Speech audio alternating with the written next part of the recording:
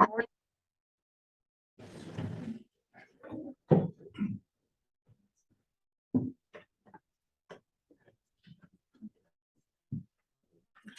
we ready, Brenda?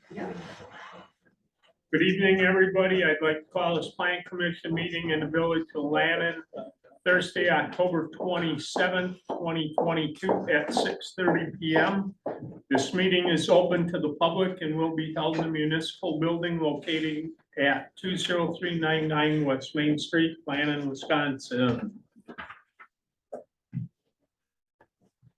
I pledge allegiance to the flag of the United States of America and to the republic for which it stands, one nation, under God, indivisible, with liberty and justice for all. Roll call. Bennett. Here. Grimm. Here. Nellis. Here. Janice. Here. Hit-Leitner. Here. Summers. Here. Yates. Here. All present.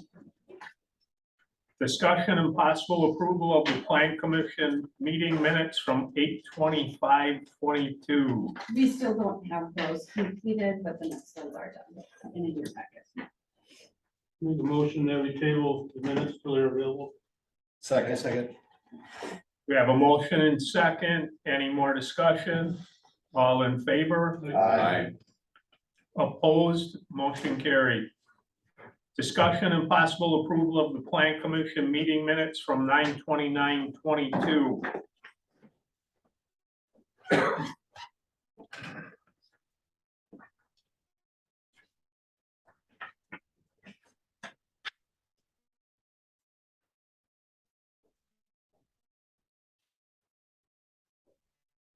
Make a motion to approve. Second. We have a motion and second. Do we have any more discussion? All in favor? Aye. Opposed? Motion carried.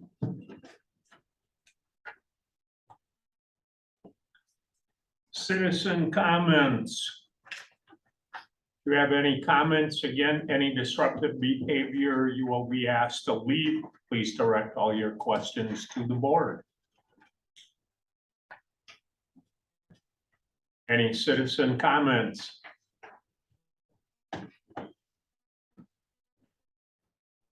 One more time, any more citizen comments? Moving on, item 8, discussion and possible action on landscaping updates from Sewall Development and Whispering Ridge. Have we heard anything from Whispering Ridge? I have not, I've sent Corey, I've had a couple of emails the last couple of weeks, have not heard back from her.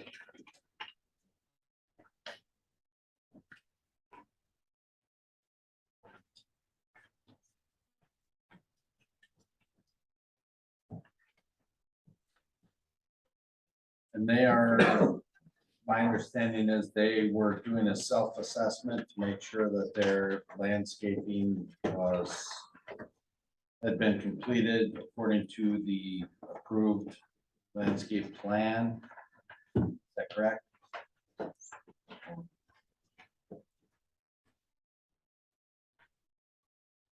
I think the concern is that there were several trees that were cut down and not replaced. That's what was asked of me.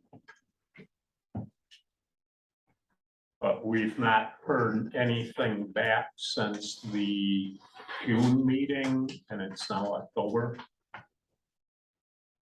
And they were given until the August meeting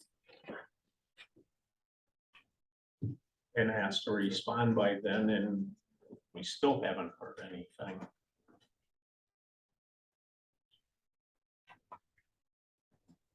Well, since these are both the two items on the same line, I think we'll, as long as we're talking about Whispering Ridge, I think what we ought to do is I'm gonna make a motion that tells Whispering Ridge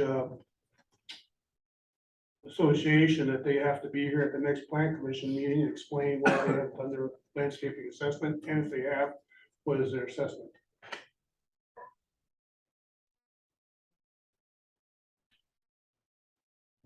Yes, second that. We have a motion and second to invite Whispering Ridge to the next meeting. It's only November.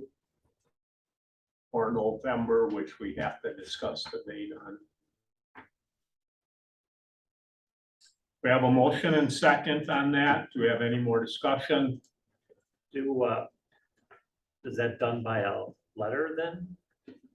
And then are we having a problem getting a hold of people that are the ones?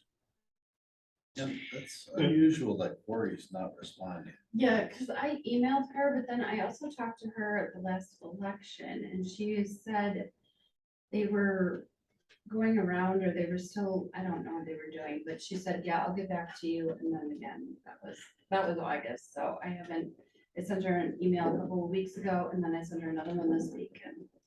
So I think that we'll send her a letter besides the email. Mhm. Thank you. I initially spoke to them at the meeting when we had this initial discussion, told them that there was, some discussion at our meeting and that they should be taking an assessment. They said the board was gonna look into that. I had not done any follow-up on that, but after our meeting, the next day I spoke to them about it, I spoke to Corey about it. So there's no question they're aware of our, Request, yeah, they know. Well, do we want to have Brenda send a letter or do we want to have Vector send a letter? I would recommend that Brenda prepare a standard letter, mail it, and also scan it and send it as an attachment. Okay. And ask that they acknowledge receipt.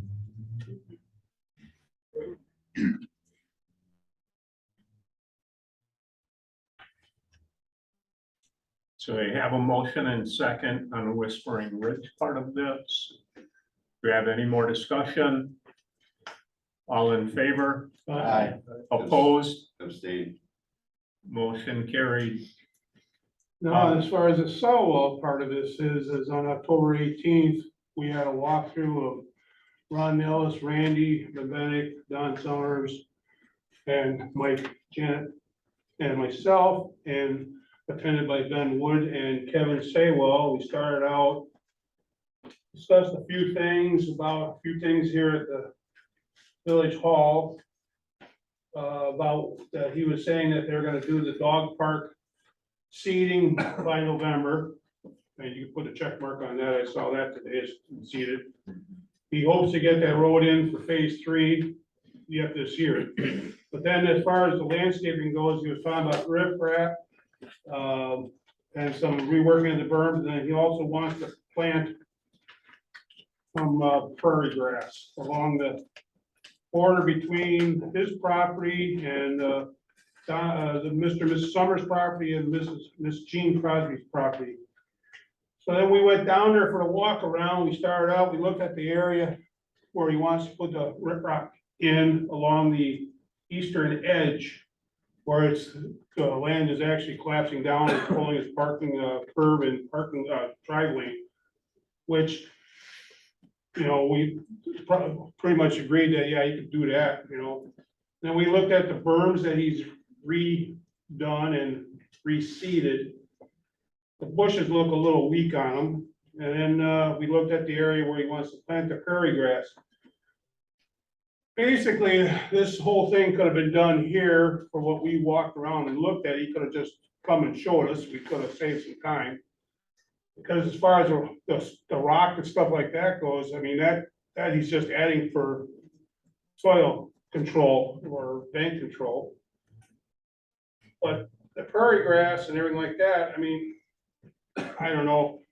Some of the berms could use some better bushes, more bushes. When I look at the original drawing of some of these berms, they're showing 5 or 6 trees, and now he's only got 4 trees on the one berm. He put 4 bushes on another berm. He's talking about eventually he's gonna do his street sign, but that's no big deal. He's removing a berm by the one building, but at least he said that he's gonna put the tree and the bushes in that area, even though he's taking a berm out of that area. That's on the southern edge by I'm- building 5. Yes, the southern edge where you got the X. Yeah. You want to make that a public area with a picnic table and stuff like that. So, other than, I think he needs a few more bushes, and I see, then that you did mark it where that garage at the entrance, to add some bushes there. Yep. I turn it over to Ben then. Yeah, what's shown on this color markup is, all the blue handwriting is mine, and these are notes from our meeting, so everything in red is what they kind of proposed leading into our meeting. So I guess starting behind the garage at those bushes, and I'll just kind of work around, counterclockwise. There's this whole landscaping strip in the median. They're not gonna put that in until they're done with major trucking, but they are gonna come back and put that in. They want to relocate their monument sign there instead of the back of the garage, and then add a street sign to that for Rock Point Way. Moving counterclockwise, they want to add a few wide bushes on top of the berm to address the complaints from wheelbowers across the street about headlights. Moving counterclockwise from there, there was discussion about, they're showing adding these grasses like Mike talked about. There was a discussion about whether or not a swale is needed. Decided that, and my recommendation is a swale is not needed. I know that's a concern of Mrs. Crosby. And then complaints about light spilling on to the Crosby property from the apartments. What we talked about is we'd have to go over there when it's actually dark and see, if there is an effect. Basically, if you stand on a property line, can you see your shadow or not? If you can, there's a problem. If not, then it's just, there's nothing else to be done. If there is something else to be done, it would be adding shields to those lights to keep it from spilling onto the property. Forgive me if you mentioned this already, Mike, but dumpster screening, they said they build all the screening for the dumpsters at the end of the project. They use leftover siding materials, everything else, and build those all at once. And that was kind of it. What's all at the south end, Yep. what's all the red? Yeah, so good question, and these are not shown to scale. What they want to do along the whole property line, basically from their whole length of the property line with Don and with Gene Crosby, which is the full length of phase 1. They want to come back in and add tall prairie grasses. So to address some of the complaints from Don about, dogs seeing other dogs, dogs wandering into Don's yard, etc. We just looked, there needs to be some more of a visual barrier.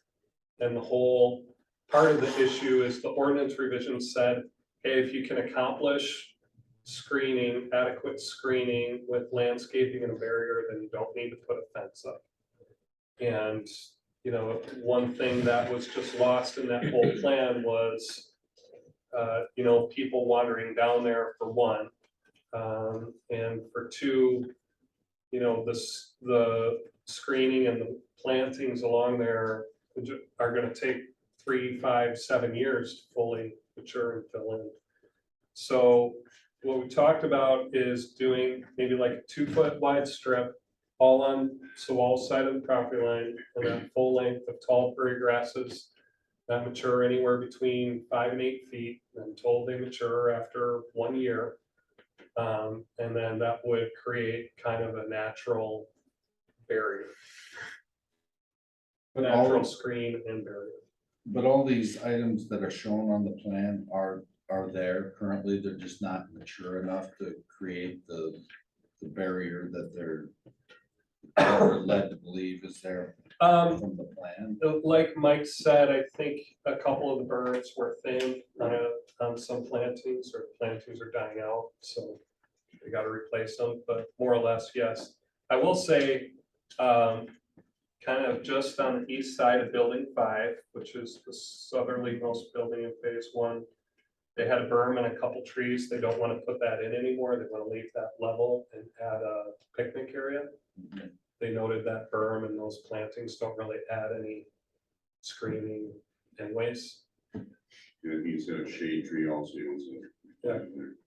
So overall, I will tell you, like, I have not gone through and counted and done a tally of, okay, how many did they say they were gonna do and how many are they doing? I was more looking at, you know, quality and intent. And it seems like what they want to do now is, you can see like around the clubhouse area for one. On the old plan, which is just this black and white one, there's, you know, like a dozen-ish plantings inside there. On the new plan, there's like 6, okay? So it's less kind of in those areas, and so it's more open grass, and it's more stuff along all the borders. And he's also gonna extend that prairie or Indian grass further to the east along that southern lot line, Yeah, almost down to the garages for building 6 in that area. and they talked about adding, I believe when I did mark up, they talked about adding some signs also. I was gonna say, I'm hoping that he put signs that says, do not go beyond these signs, because this is, that's private property. I'm glad to hear that that's gonna be done.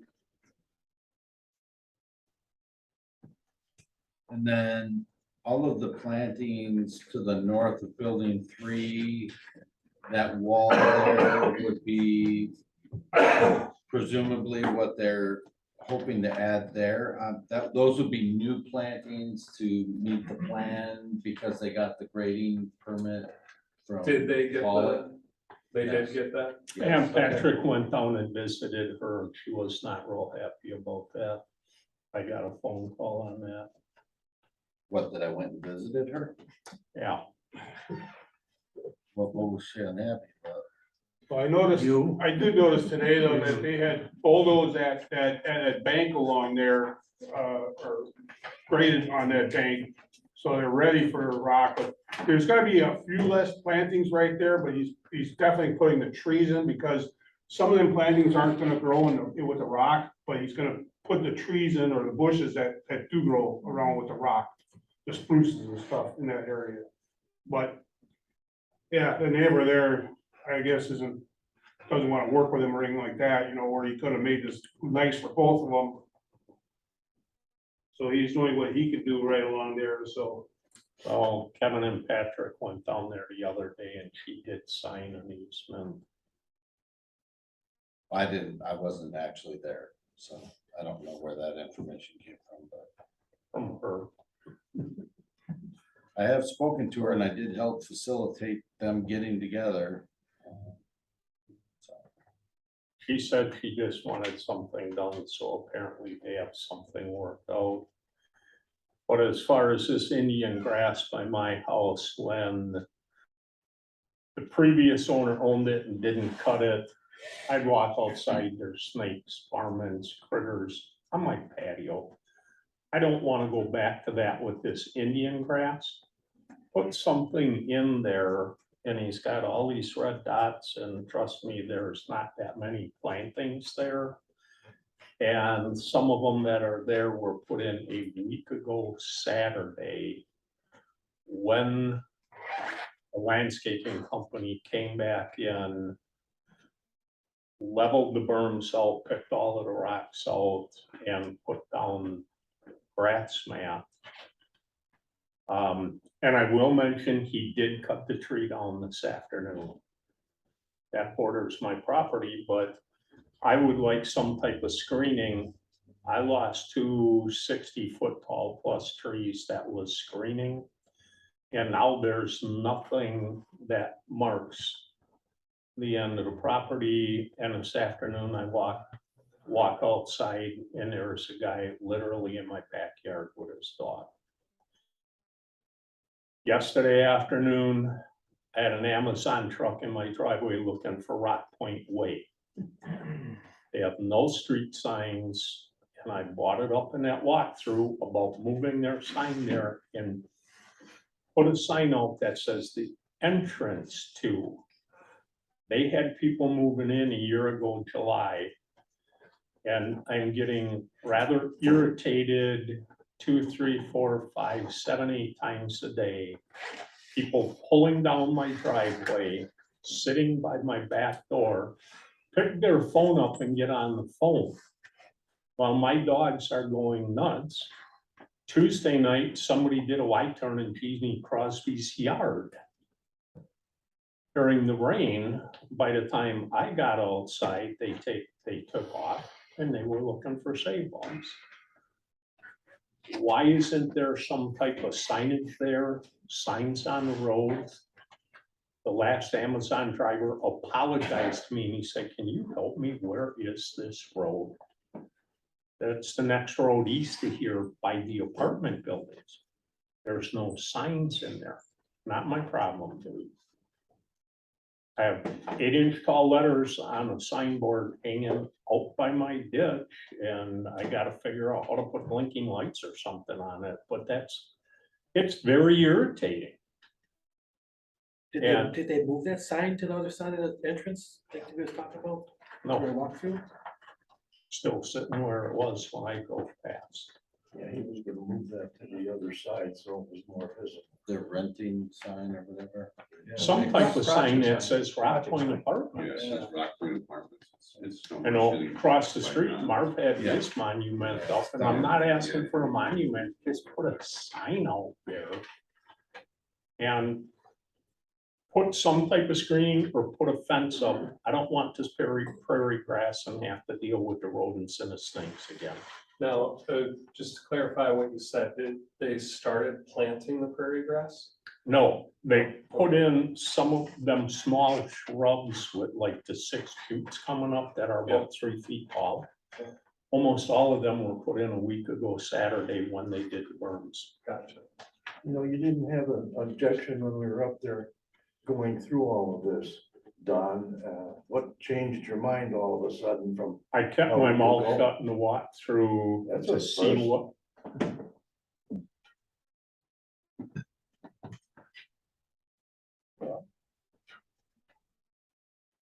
You're here. You didn't have a disagreement then. Why didn't we have a disagreement then? And now? So I did say something to Kevin. And I talked to Jeannie Crosby.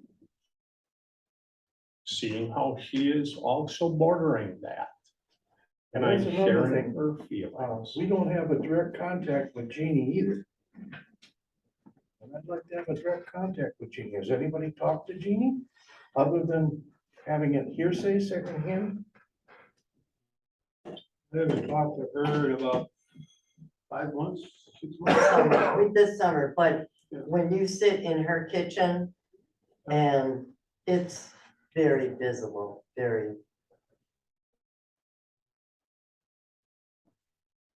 Haven't heard Jeannie complain. Jeannie leaves the house to go to doctor's appointments. That's it. That's- If you would like to go visit her, please do. I'd like to hear it firsthand. Is she, so she's home pretty much all the time? She Yes, does not cry. But the way I look at this now, though, is we had approved a landscape plan originally. Basically, the berms are what was on the original plan. He's got the berms in there. Now, under his feelings, he wants to add. As long as he wants to add, I can't object. If he wants to plant 1,000 trees, I'm not gonna object. He's done the bare minimum, now he wants to add, and I can't object.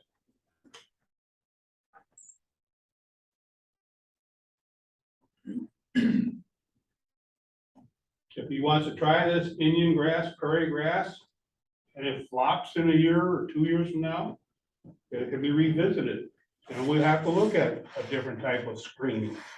But at least, you know, he's gonna spend money, and he's gonna plant this stuff. If it works out, I think he should stay off the lot line with it, so he can maintain a more's width on his property to keep it controlled, so it doesn't creep to the neighbor's property. Right. That's the only thing I would suggest. Right. Is that he keeps it on his property. It's like putting a fence up. People put fences on a lot line. A fence on a lot line, it's fine, but you know, that side that I gotta look at, I can paint everything I want on it, because he can't come on my property and fix it then.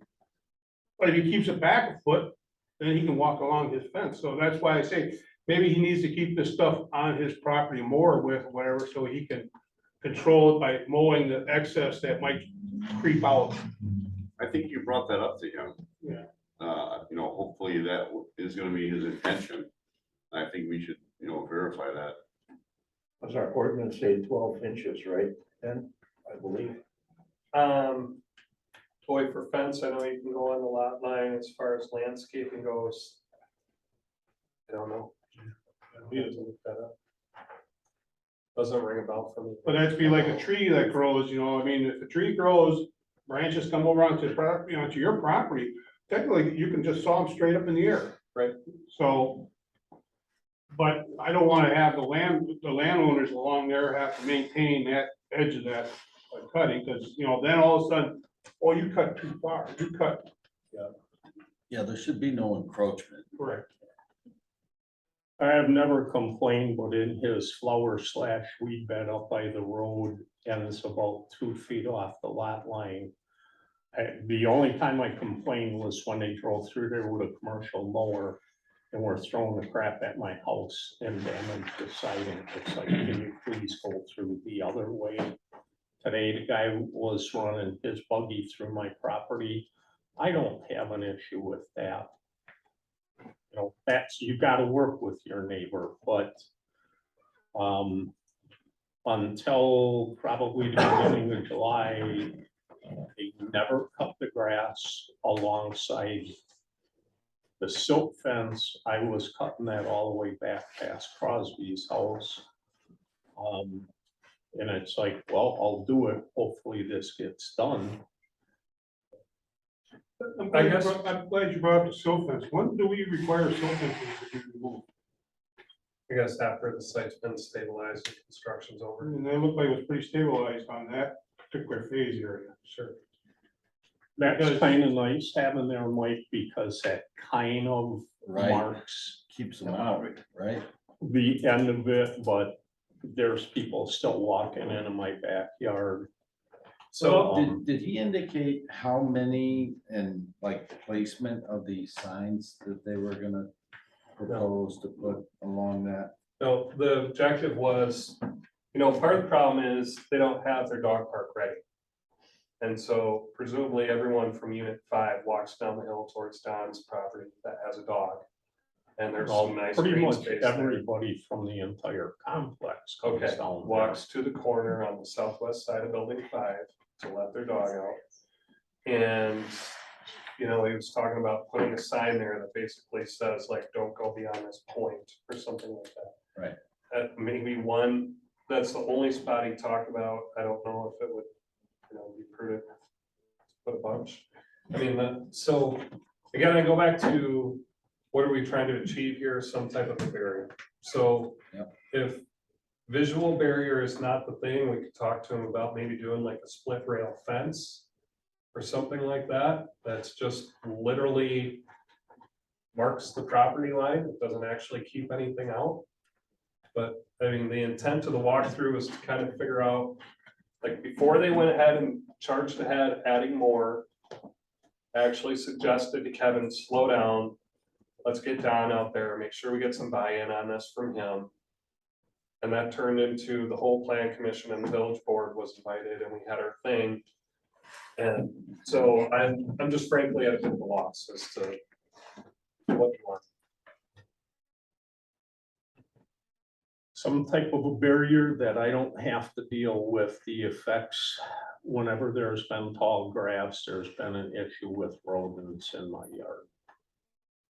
When it was cut, I didn't have that issue.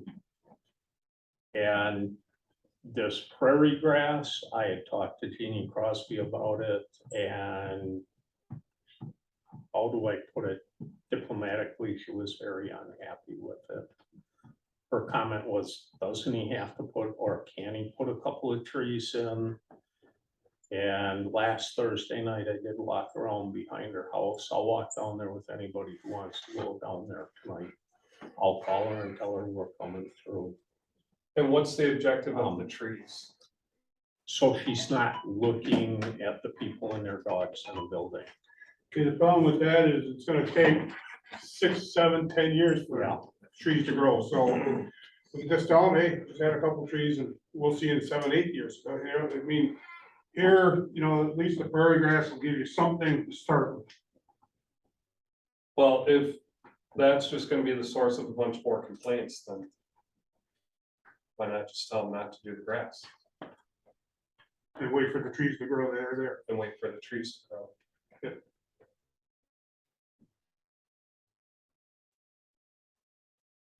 But how many trees are you talking about? I mean, you know, I guess I'm confused as, Don, you're talking about a barrier, but you know, what, unless you, how can you have a tree barrier unless you have you know, a significant amount of trees? No, Well, that's, if that's the case, You know, as far as from my point of view, until I lost the 2 trees this spring, that was on my side of the property line, but I think people realized and they didn't come past them. And that was 2 60-foot tall plus trees. Well, now, let's make sure we understand it. These were spruce trees on your property? Yes, Okay, 2 of the 3. have you were on planted my new property. trees there yet? Have you put up a fence along there on your property? No. Okay. I wanted to wait until they cut down his tree before I put more trees in, which was cut down today. So I intend on going tree shopping in the next week or 2 to put something back in my yard again. But if the prairie grass doesn't work out, I would like to be able to revisit that. From what I remember Kevin saying, it was gonna be 4 to 5 feet tall in here. That sounds about right.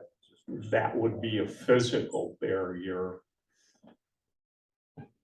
that's 5 feet tall. And What I liked about that option is that's a physical barrier that I Right. think that similar to your silk fence, except taller. You know, it's something that tells those tenants with their pets, okay, that's obviously the property line. And from your point of view, every time you open up the door to let the dog out, they're not seeing a dog right there and going nuts. That was kind of the draw there, but I'm just really nervous about, you know, we talked about they've achieved what was in the plan, more or less. They might be short a couple things here or there, which they could address. But like I said at the walkthrough, they don't have to do any of this. So my fear is if I go back and tell Kevin, yeah, they're not real hot on this whole prairie grass thing, they wanna revisit it in a couple of years. My fear is he's just gonna say, well, forget it, I won't plant that. Because I know Kevin was If also. I tell him, well, Don's gonna plant a couple trees, then Yeah. what's to stop him from saying, well, why would I plant a couple trees? You know, I wanna know where this is going. I think we all wanna be done with it. Yeah, and I think Kevin was also gonna try to tell people, don't go beyond the berm by building 5. Don't go between the berm and the lot line. Stay above the berm, you know, but. You know, that's why I say, you know, I don't have a problem if he wants to add, you know. That's an okay thing with me, you know, so. And I don't know, honestly, Hector, I would be curious about your thoughts. What authority would the plan commission have to bring him back after a couple of years, other than just a general complaint? Well, I think the source of the problem is the unavailability of this dog park. He's got full occupancy for how many buildings? 3? Oh No, my gosh. No. 8, 10, 10. Okay, So I'm not familiar with the plans because I wasn't involved, but there's a substantial level of occupancy here. And I don't know what the hesitation is about the dog park. Up until 3 weeks ago, there was a big, where the dog park is, there was a huge stockpile of dirt. Topsoil and other grading material that was there. So It's been a couple graded weeks and ago, they hydro-seeded. leveled that out, they moved it, they seeded it. And this dog park supposed to be fenced. Yeah, part of it is supposed to be fenced. My belief is that with all of these tenants, you can tell one tenant to stay put, not cross, but the next tenant will think that this is open space. Right. And you're gonna have this continuing problem. I think for openers, the village should take the position, look, you've substantially occupied the property. This is an amenity that you agreed to. How soon will you build it? Yeah. And then communicate with the people that live here. I believe that part of the draw that they have is that they accept people who have dogs. There are many rental places that do not. Yeah. And the reason why the village supported this was not only the amenity for the dogs, but also that they were gonna have a play area or picnic area. That's not there at this point. So for him to say, when we get done, we'll put this in my opinion, is not acting in good faith with the expectations of the village. Now, I didn't take the walk, I'm not familiar with the area, but how about if we're concerned about rodents and other wildlife? And I have this problem in other communities. Some people want to have a natural garden, and the next door neighbor mows religiously. And there's always tension there. Part of the tension is that wild gardens or prairie grasses, they provide shelter for other creatures. And most of my communities basically say you can't have anything that is not mowed if it gets beyond 9 inches. And it's a health issue in that regard. What about a hybrid situation here, a hybrid solution? Having the installation of a fence, split rail fence or some kind, coupled with more intense planting other than the prairie grass. Would that be acceptable to you, sir? I think I would prefer that because again, my biggest concern is getting overrun by rodents again. And that's a health issue that impacts not only the budding neighbors, but also the complex. I mean, word gets out, you know, the dog picked up a dead rodent or whatever, or the cat that they may have if they have cats. That's not gonna reflect well on their complex. You know, the dog park is a play area for dogs to mingle and play together. That's not gonna stop them people from at night when they let their dog out, you know, go into Don's yard and stuff off of building 5 and building 6. That's not gonna change. Well, it's a constant problem. We've been involved with a situation where this high-end complex is allowing dogs, so long as they're small, and on condition that they submit a DNA sample. The reason being that if there is dog poop where it shouldn't be, they analyze it and they find the owner of the dog. It's gotten to that point. But if people aren't responsible, you've got to enforce it somehow. Richard passed by some ideas on kind of plantings.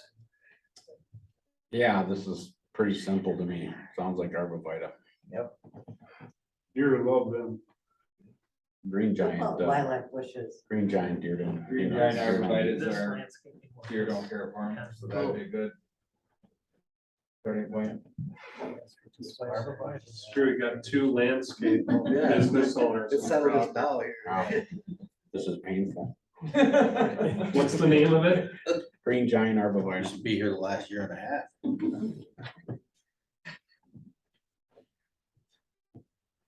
Or buckthorn. There you go. No, Can't So legal. plant those, yeah. I've been trying to cut that down. So the screening that's there already, I think Steve brings up a good point. It seems like maybe it just terminates a little too far to the east, and maybe some of those green giant arborvitaes, if they continue to cross along the high point of that ridge, would discourage people from, walking down that swale, because that elevation invites them down to your yard. Yeah, that's actually one of what I was looking at putting in there. But I didn't want to go and plant trees before they cut theirs down. We want to keep them from Yeah, getting close to the. Yeah.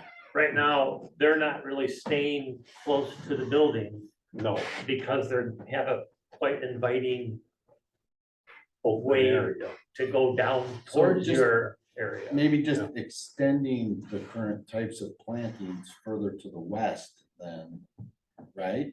Do you think would solve the problem? I think it would help.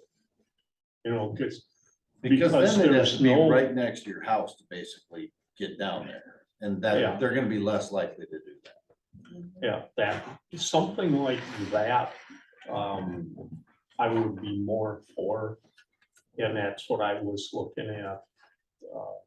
I want to try and get something in there yet if I can this fall. Maybe Kevin would be willing to do that in lieu of all the grasses. I don't know that the fence isn't in the last line of differentiation. With the bushes and bringing the landscaping over, you can keep them on the other side of the drop down towards the neighbors. But if they're gonna make, that somehow becomes a inviting place to take your dog for a walk around to the property line. Which it looks, the picture I took looks like it has a pretty nice inviting. So it's a nice big hill, comes all the way down. the front, exactly right. When they go to the south side of where the landscaping is, Right. it's a nice big green strip of, let's go take the dogs for a walk. Do you mind marking that up on your sheet? I've already got a couple other iterations of stuff on the.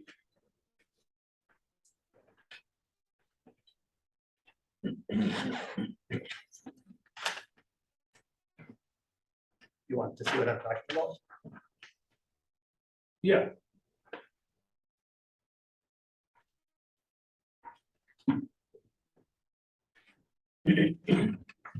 I just mean as far as like how much further east and west we're going with all this, whatever.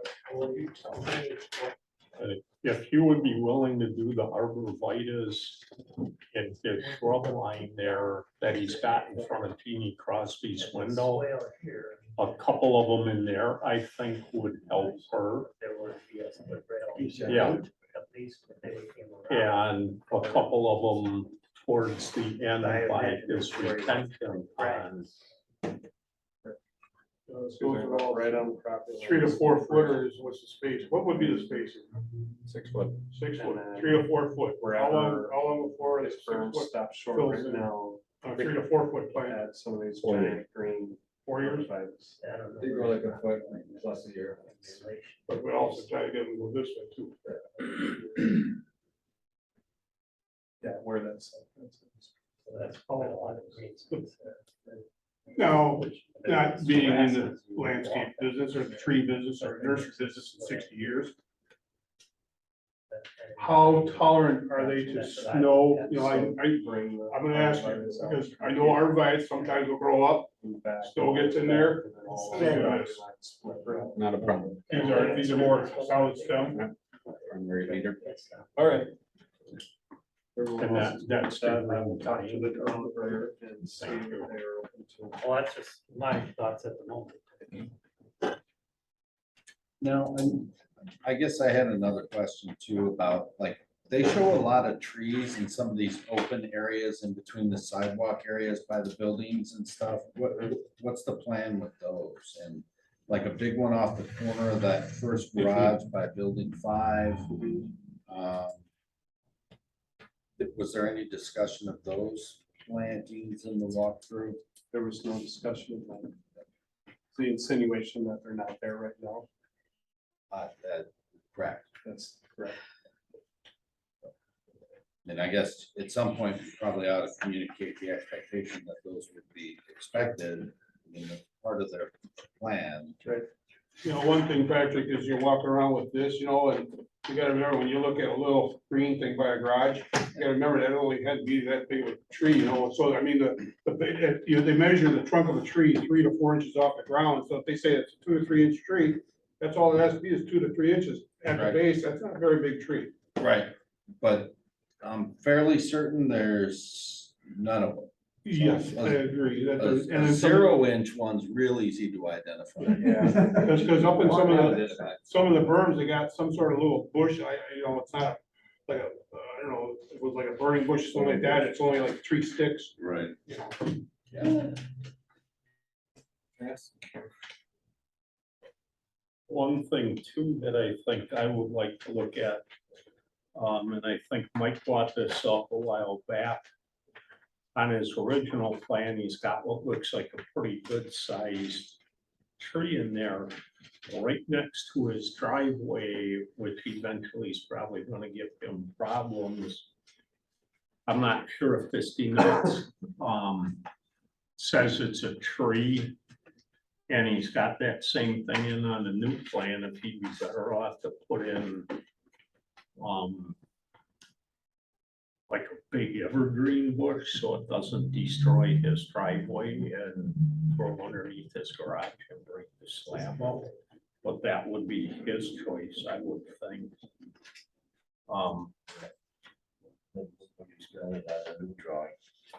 Well, he's got something on there, One right by the garage. the corner of the garage, and if I'm reading this right, that's a PDU history. Was it? Yeah, I'm a But deciduous. that's in the deciduous middle of tree. his property, so that's not, And I'm not a landscaper, so I assume that he had professionals Yeah. assist him with designing this and they made appropriate choices. I'm just looking to have things that are on the plan that are supposed to be there, actually there. yeah, The other thing, you know, Patrick, you bring up a good point in, on the, to the left of building 5, on the original plan, there's a bunch of trees here, and on the revised plan, you know, there's really none. There's the screening wall, but yeah, there's a lot of more free form stuff on this original plan, like random, more kind of organic free form plantings that have been, that aren't there anymore, but again, as long as they're meeting some of the requirements, I'm less concerned with the aesthetics inside the complex, other than the appropriate densities and counts that we require.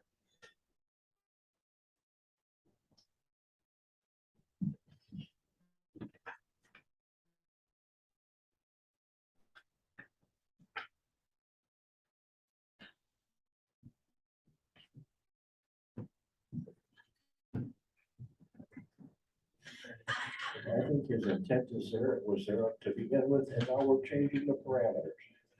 So. We gotta make up our mind what we want him to do. Yeah, I think there's to be fair, there's been some shortcomings on their part as well, though, that we've had to go back and say, hey, you said you were gonna put something here and it's not there. Now, they've then come back and complied and added them, and they've offered to put in extra things here and there, and, you know, the whole, you know, purpose of like talking to Christine Pollock about trying to help facilitate some of the grading stuff there was really to provide more screening for her. So she can be mad at me if she wants, but you know, the whole idea is to try to get her. I'm on record as saying all through this whole process of this thing, being very concerned about screening for her property as the neighbor. Same with the southern ones and the people across the street. So that's all we're trying to do there.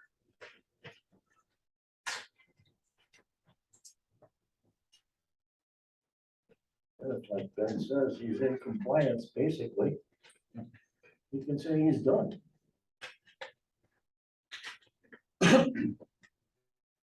With the exception of the missing stuff. Right. Right. The missing stuff. Right. He doesn't have to add things.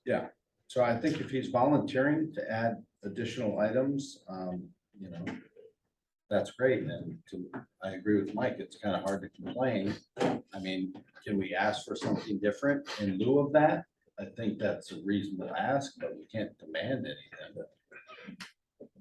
He mentioned while we were doing the walkthrough that he had these native grass plugs already sitting in a shop somewhere. So if he elects to put them in anyways, then You could ask him to put those in front of the arborvitae. I mean, that gives an option. I mean, if you're looking for screening.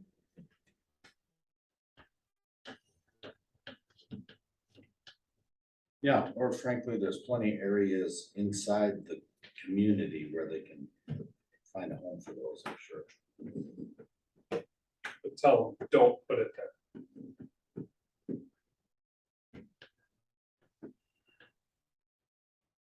I'm not saying that, that's what I'm. I would hearing. rather see some arborvitae or something there. So I don't get another, No, I get that, I'm just saying, but you absolutely don't want to see grass there. not the Indian grass with what I'm expecting rodents to be when I look into it a little bit more. Tell them that. That is my biggest concern. Okay. And the arborvitae, I mean, with that, I haven't priced them, is that an expensive thing? Yes. How expensive are they for a 4-footer or 6-footer? 6 foot. $800. And how tall do they get at maturity? 30 feet. For screening. How wide? The bottom. 6 feet. So Oh, what'd you say, 15? down at ground level, they get 6 wide, 15. 50. Them on 6-foot centers, they grow together. Green giant, we don't call them giant for nothing. Oh. Landscaping is not cheap. Probably supply issue on the video. Well, that would certainly keep the wandering dogs from going down below. 6 years. Well, they can still walk through it, but there's not enough foliage on the berms, they can still walk through the berm. Yeah, but I think again, it's about trying to create some sort of visual delineation. Yeah. Right? And I think a rational person walking towards a line or of growth like that is going to realize that's kind of a boundary, right? That's the idea. But it's gonna take some time. So I'll make a motion that the village engineer will convey to Rock Point, Kevin Solwell, that the plan commission is not in agreement with the Indian prairie grasses along that border. The plan commission is more interested in the Green giant. green giant arborvitae along that border at a 6-foot spacing. Would you do a 15-foot spacing, or 15 feet wide? Stagger. Stagger, 6, 8 feet wide, apart. Staggered. I don't know how many that's gonna be, and, you know, are we talking 4 to 5 footers? That's your motion. I second. We have a motion and second. Do we have any more discussion? All in favor? Well, Or- so if you come back and he says, I'm not doing any of that, we're gonna say, all right, it's still in, you know, 5 missing trees on this whole thing. Sorry to waste your time. Yeah, because right now, we don't have any other means of the screening along there. Just get your dog park in, get the fence in. And he's got it seated, so, you know, he's gonna have to, he's got dog stations throughout the complex to pick up the doggy do, so. That kind of thing can be done. Grass ain't gonna grow before November 1st. It's been a moving target and, you know, as long as you keep paying me to chase the moving target, I will. I'm getting kind of sick of that too, so as long as this is the last time the target moves, great.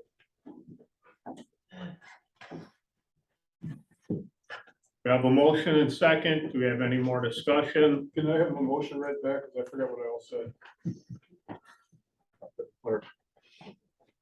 Motion to have village engineer contact the developer that the plan commission is not in agreement with the Indian grasses on the border and more interested in green giant arborvitae at 6 to 8 feet apart staggered. So the only thing that I might suggest to adding to those comments is really, I think that's more just at the ends of these growth areas that, where there isn't already plantings, right? So the idea isn't to do it all along that border, is it? Or is it just to extend the existing planting growth to kind of extend that natural Okay, border? so now this is where I get into, I do not design subdivisions, I do not design apartment complexes, I do not design landscape. So I don't know how to say it, because if you're gonna extend the berms, you still got berms that got some spruces on them that aren't growing fast enough. You know, I just don't see where you're putting these bushes and trees that are these extra evergreens. So I think if I'm understanding correctly, Mr. Payleitner's suggestion, and I believe you agreed, Don, we're talking basically extending the existing plantings along the southern property line to the west with these arborvitae. So that it kind of creates a longer screening to the west. Okay, if you look at the actual, those plantings where he's got all the red there. Yeah. None of them plantings are there really. Yeah, the red are the kind of plugs of Right. native grasses. Native grasses. There is a berm higher up on the hill along building 5 there. But I was looking at a picture on Steve's phone that he took, so there is some plantings along that property line. No, that's there. not, that's another, what, about 20 feet down Yeah, from it's that, down 15 to or the 20 property feet line. inside the property. Right. We're talking about on the property line. Oh, And that's where I say these kind of red dots here, you know, unfortunately, his landscape plan shows like how wide these things will be at maturity, presumably. But, you know, he didn't plant them that close, either that or he didn't plant them that close to the property. It says on the drawing, 2-foot spacing, he was gonna plant them. And presumably then they fill in.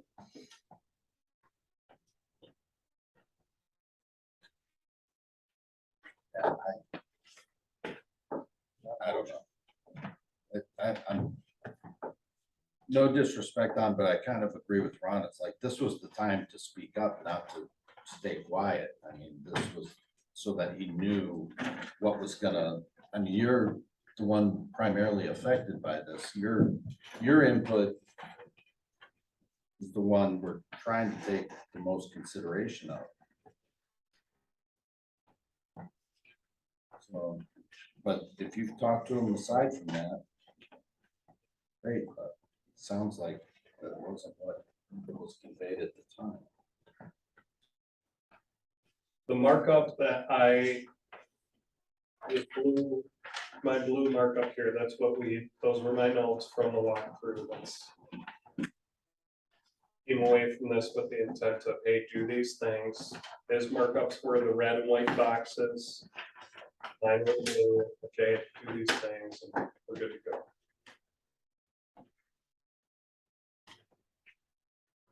I think all you can do is convey what you've heard here. And Or we go Whatever he back does, he to, does. or we go back to him and say, according to the original drawing, before you put all the red dots there, we don't see them bushes and trees there along that pot line now.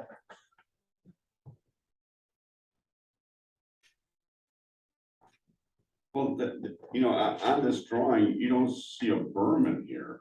Yeah, there's not supposed to be a berm, I don't think, it's just. It's like a screening. mound that he's planted those Yeah. shrubs in. Well, I understand that, but then according to this, all these growing should be along the lot line, and we don't see any of those. They haven't been put in there yet. So, and the berm, a berm isn't even shown on the original document. And there's those plantings, unless that's what he's considering, on the berm planting. Stuff not that.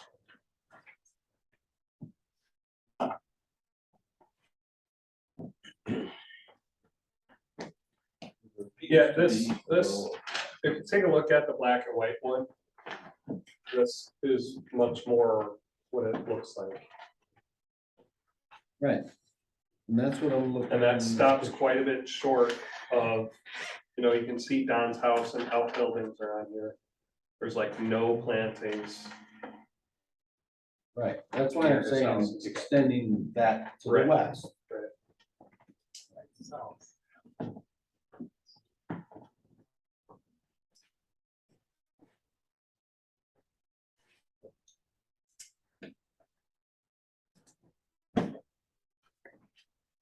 maybe there's not. I think what you, looking where he's got this stuff, if you look at this, it looks like it's right off the lot line. And most of that is probably 15 feet off of the lot line.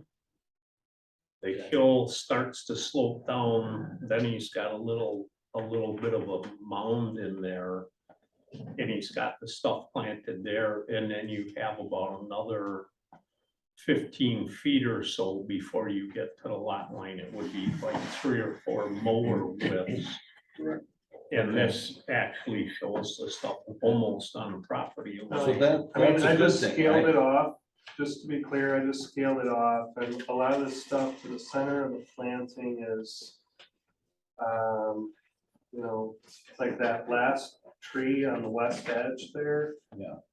Scaling it off here, it's like 17 feet off of the property line, as shown on this plan. And that's what I'm saying, the trick is, this is showing like a canopy at maturity, Right, full growth. right. So you look at this and you see, hey, all this stuff's supposed to be on the property line, planted way off the property line, well. Oh, I'm 7 trying years, to see go what off of happens. what this looks like to me, because there's no scale. Where, well.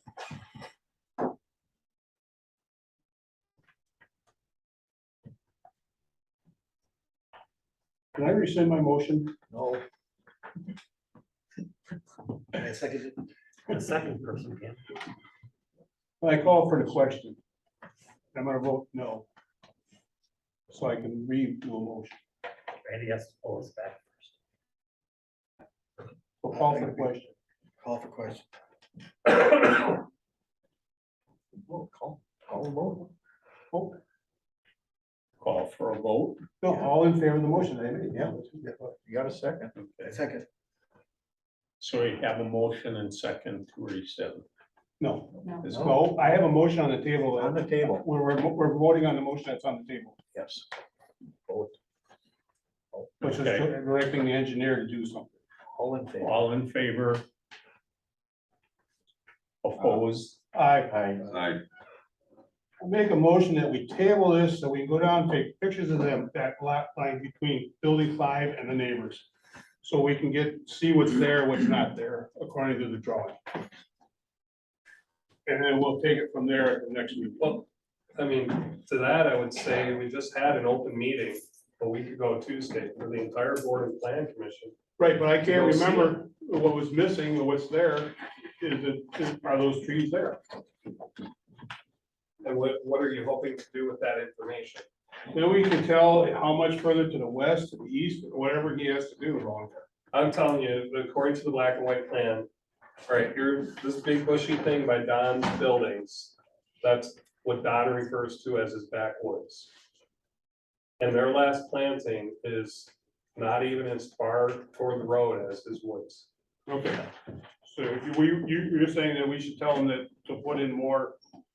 Well, I'm just saying, like, to me, I go 3 steps in front of you and all we're gonna do is tell them plant what you said is on the drawings. We don't need to go see it to tell them plant what was on the drawings. I think what your question is, Mike, So- is between here and here.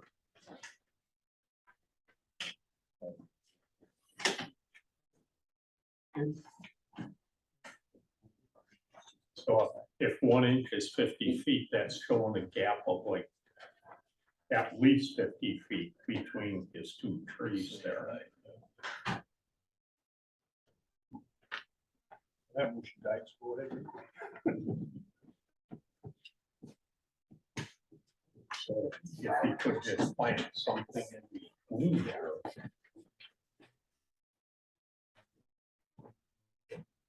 Drop the arborvitae in the opening between the 2 trees that are shown here on the original. And then down farther towards Main Street. All you have to do would be to put in 2. Even if it's 30 feet, 2 of them would do it. That if he plants them 30 feet apart, I could fill in the gap on my side. Yeah. Case closed. Rick, how fast will this grow? Pretty fast. How many feet a year? 18 inches here.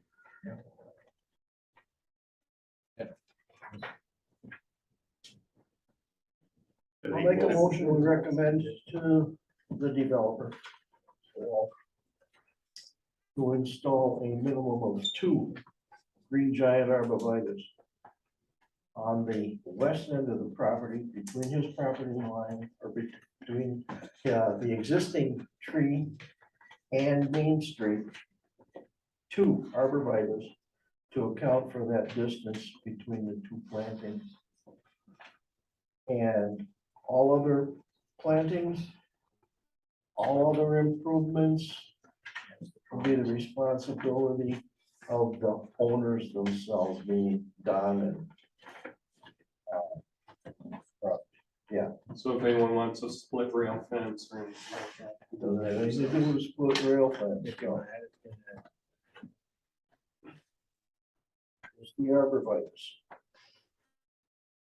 You have a minimum height?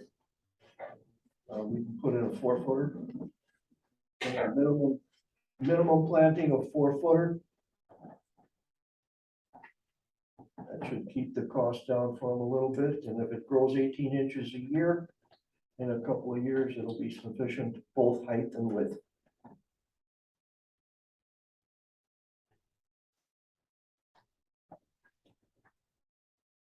And don't plant grass.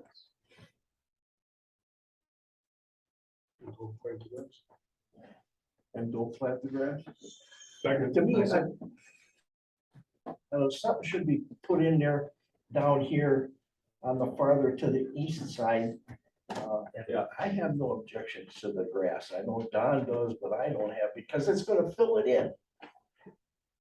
And it's gonna delineate too. Yep, it's gonna delineate. So I don't wanna completely remove that grass.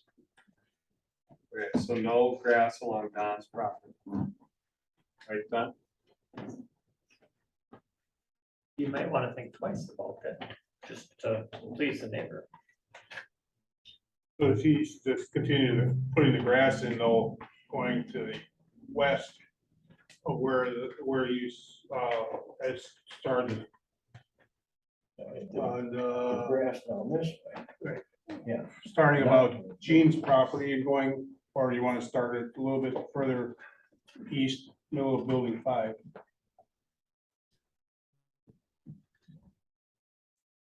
I suppose that would be all right. I see no objection to putting grass right in here to differentiate between the two. And the thicker that grass gets, the thicker the impediment to people going down through it, but whether it be animals, dogs, whatever. What about the health concern with roads? Well, you know what? We got a big swamp behind them. There's a huge swamp behind them. Wetland. Oh, okay, wetland. And there's wetland just to the south of these Yeah, two exactly. properties. That's a big, that- huge that property. runs right along there.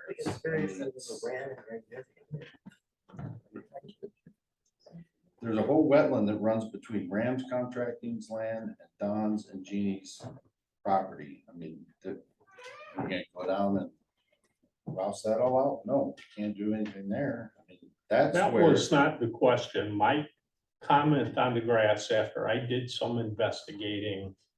And I doubt if you deal with it by you, but I've had to deal with the snakes, the mice, the rodents.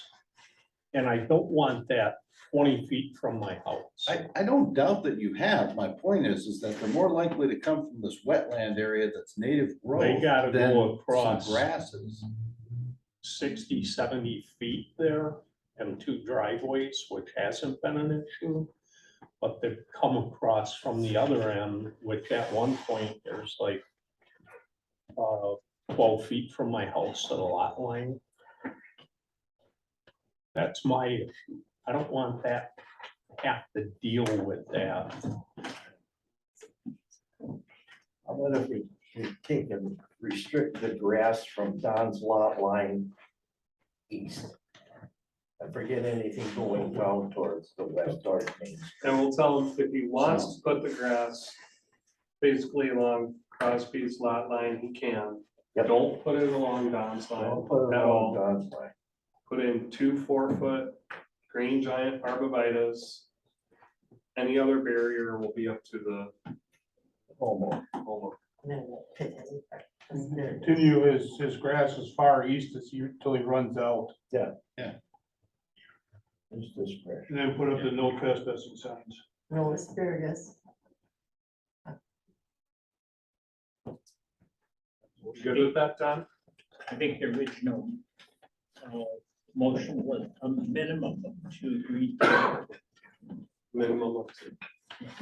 Leave it up to their discretion. If he wants to put in more, fine, but just.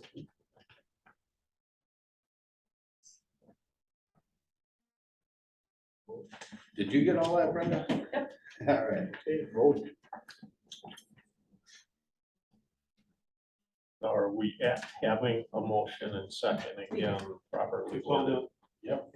We're just ready to vote. Do you have any more discussion? All in favor? Aye. Opposed, motion carried. Yeah. Discussion and possible action on site plan for Kelly's Greenscapes, 21661 West Good Hope Road, Lanham, Wisconsin, 53046. May I start on this one?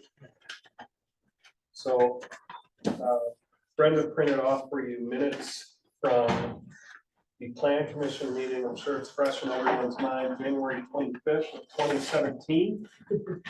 And there was discussion of hoop huts throughout the village. As item on number 8 on there. I'll just read a couple relevant points out of that. Grimm checked with Sussex and Menominee Falls regarding their regulations. Sussex does not allow hoop huts at all. Menominee Falls allows some conditions. And it's expensive. The building inspector stated he would need structural calculations on those for commercial sites. They are light and can blow away. It is a common building for landscapers, but how many of these do you want? What kind of storage will you allow? Grimm and Rummel motion to recommend to the village board to have an ordinance written on hoop huts and poly buildings. Motion carried unanimously. I don't think that ordinance was ever created. And I recall from building inspector Bob and me at the time, as we were getting a request for those, all that we have to lean on is the zoning ordinance on accessory uses and structures, which I highlighted and left at each of your desks. Where it says, under sub D, no accessory use of structure shall be permitted by any reason of appearance or other objectionable factors creating a nuisance or substantial adverse effect on the property value or reasonable enjoyment of the surrounding properties. Sub C, all accessory buildings shall be constructed in such a way that their exterior appearance is compatible with the principal structure on the parcel and adjacent parcels where the principal structure is within 50 feet of the accessory structure. The exterior appearance is to be compatible with similar materials and color of the principal building. If the building inspector feels the proposal is not compatible, the proposal shall be forwarded to the plan commission for determination. Sub F, undesirable storage on no property shall such storage out of doors be so located or so arranged as to adversely affect the property values and general desirability of the neighborhood. Any affected property owner may present such case in writing to the plan commission. The plan commission shall be entitled to issue written orders stating the manner and time in which such storage shall be enclosed or rearranged or relocated. And then, yeah, that's pretty much all that's relevant. So basically, I remember 5 years ago, 5.5 years ago, it was especially relevant for residential properties at the time. You know, people wanted to buy these little carports that you wrap a tarp around and whatever. And it was determined that those were not compatible. And there are a bunch more accessory use ordinances relative to residential, and you can imagine that they're a lot more strict. But here we've got a light industrial zone property, where it's located on the property is in the back, it's downhill, etc. Sean asked me about this. I told him to bring it to the plan commission. I know that there's been an ongoing issue with the hoop hut for salt storage up at Zandy's Circle Drive. It's placed in a power line easement for one, and there's been complaints about the appearance of it for two. You know, and the challenge is going to be if the plan commission allows one here, you know, it appears based on the ordinance I just read that the commission does have the ability to issue orders on a case-by-case basis, more or less, is what I'm interpreting. So if you wanted to allow this with restrictions or orders, you could. I called Paul Lawner earlier this afternoon, and he said, you know, if the plan commission decides to allow it, that's fine. He's still going to require calcs on it. And, you know, you've got to just be mindful of, you allow it here, what's the specific reasons you're allowing it here versus not allowing it at Zandy's versus any other light industrial property. So I think, first off, for me, from what you read here, it seems pretty clear that the intent of a lot of the language here is regarding adverse effects or aesthetics to neighboring properties. Mhm. That's the differentiator to me between this scenario and the situation up at Zandy's where it's right out in the open and visible to everybody that drives down the street. Mhm. So I would argue that that's the differentiator. I remember this cold day in January 2017 when Ron was sitting here. No, we did, I think this came up about that time is when I think Monticelli Stone was putting in their hoop hut over in the quarry. And which is sort of visible if you drive slow enough, you can see it down in their quarry. This here, I feel is gonna be screened enough, out of sight, they're backing against the hill, everything else, you know. Yeah. So, You're not gonna see this unless you're on this property. and as long as he meets the building inspector code. Structurally, you know, I don't, I mean, the next folks that are gonna ask for it is gonna be Rick, and, you know, then it's gonna be cut and go. It's gonna want one right across from Land Estates, so, again, that's also part of your challenge here. And I don't disagree with you, Patrick, but the challenge is gonna be, okay, now Sean got one, now Dan Boss wants one, you know, what are you gonna do? and then that's where the village board should have followed through and written their ordinance on this, you know, because now we're looking at, you know, 5 years later, come January 6th. So. Yeah, they're gonna have to catch up now, because I think, you know, if others are gonna come forward, they're gonna have some sort of guidelines. Do you guys mind if I speak? Typically, the applicant does, I mean, it's a plan of operation amendment, he's applied for. Sure. Okay, well, simply enough, due to the nature of my business, obviously I own a plowing outfit, so we do need salt storage, so we are trying to keep that stuff, you know, as best as possible out of the weather conditions, so where ours is definitely under a hill. And in fact, we've had one there for 6 years and not anybody knew about it. It came up when Ben and I were talking after the fact, I mentioned something about where I wanted to put it, and I was told that we weren't supposed to have one. I actually have one in Sussex, but it didn't allow me there, so lesson learned. But in Sussex, I did find out that they weren't allowed. In this situation, as I mentioned, I actually took pictures and of pictures today. Where I showed you guys from the angles of the street and whatnot, I actually took pictures of actually us locating a box just to show where that would be relative to what we're planning on. So if you guys want to see these, this is from me sitting at my patio. That's what you can see. That's on my property, 50 feet away from it, or maybe 75 feet away from it. From the road. We don't want around, but Are those arborvitae's right there? those are arborvitae, but those are not the green grass. Those would have been better than that, actually. But as you guys can see, this is from me standing on the lawn, looking at directly where the box is. You can see the very edge. And this is from the roadway. You cannot see it at all. It's not visible in any sense of the word. Pardon me? No, this is from today. We actually put it in place so everybody could see. So he's gonna show Page you. 5 in general. Yeah, so that everybody understood there was no visibility whatsoever to the unit. So I took a picture, I believe it was, here, just to give you an idea. It would have been on page 4 and page 5. I took the same angle with the thing in place. So what's, oh, I see, it's like a. Oh, that's- skid loader back there. That's where the box is now. See that? Oh, that box there. Yep. Oh, okay. So that's what I'm trying to show is now that is, well, it's in place. Now, if it's something that you guys wanted it painted to match the building, I'd be fine with that. But these are basically to keep, like, this isn't for storing vehicles or equipment or anything like that. It's to store stuff that we do not want to be getting wet. You know, topsoil, for instance, is one and salt is the other. For us to build additional buildings for that would be awfully expensive and foolish, in my opinion. The other thing to think about is if we don't have them, we're allowed to have our concrete bins, which now we're just asking for more one-off, more issues, because we can put a tarp over a bin and have bigger issues, which that's what happened in Sussex. That's been moving here, in all honesty. That was one of the biggest problems we had in Sussex, that we had this tarp with tires over it, but gaudy as all shit.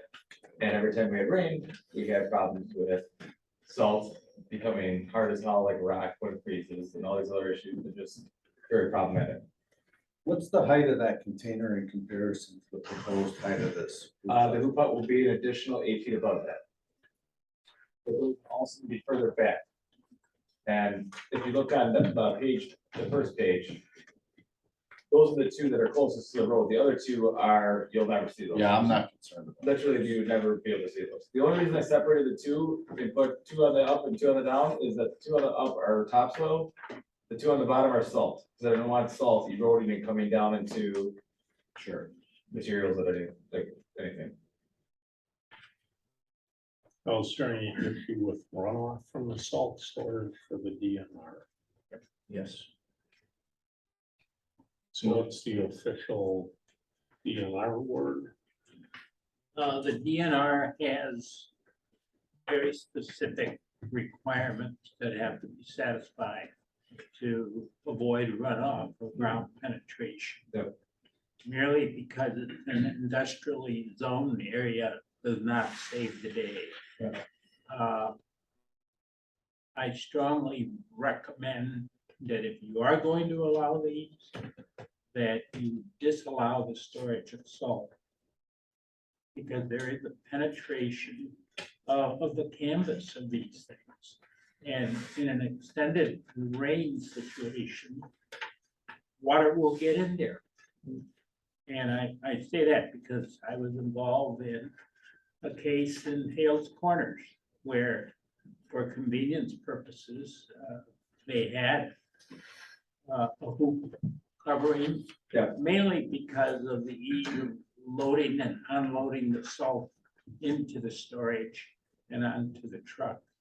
And there were some serious problems there. You have those same problems with any kind of structure, quite honestly, it comes down to the person doing. the You do, actual but loading you of the have facility. But greater likelihood of if you notice, avoiding moisture. if you notice there. in the images, we actually are putting gutters on the sides of them. So as the water comes down the hoop huts, they're gonna be actually, the water's gonna be displaced, it will not be going into the huts, which is a huge, huge factor, just to let you know that was number one, that's where the water is coming from, it's coming down the hoop huts, and it's trickling into the block. This way, all the water is gonna be discharged away, so hence the design that I shared with you guys. That was not the experience that this other community had. Correct, they probably just You know, didn't do those. And they steps. had additional tarps covering the front and the back. And they had plastic that they added to it. And there was still penetration of moisture. And The salt also absorbs Municipalities moisture do from the store air. salt, and they are regulated by the DNR. Yeah. And the regulation is an impermeable pad. Yep. Impermeable sides. Yep. And a covering. I know because I did the business for 27 plus years. So as far as the requirements, if you meet the requirements that a municipality and the DNR have for impermeability, I have no problems with it. Yeah, I've went through the DNR thing for all three sites, I mean, after this one recently, but with Sussex, I also did with Brookfield when I was there for 10 years, I did Sussex for 17 years. The problem we had in Sussex, once again, is that we were putting tarps over it, and what happens is the tarps take on the water, because there is no structure. And then you have penetration, and there, in light of the issue, we were on pavements, it was impermeable, so they were able to accept us using it that way, but my issue is just the darn right insanity of thinking that that's the right way to do it versus that of having a structure overhead that's gonna keep it. Now, if we wanted to do something that you wanted a 3-year inspection of said structure to make sure that things are, shall we say, airtight, I'd be fine with that. So which one, There's which no one shows the requirement for gutters, airtight. this number 9? 7. Number 9, right? That's actually to keep moisture from coming in that backside.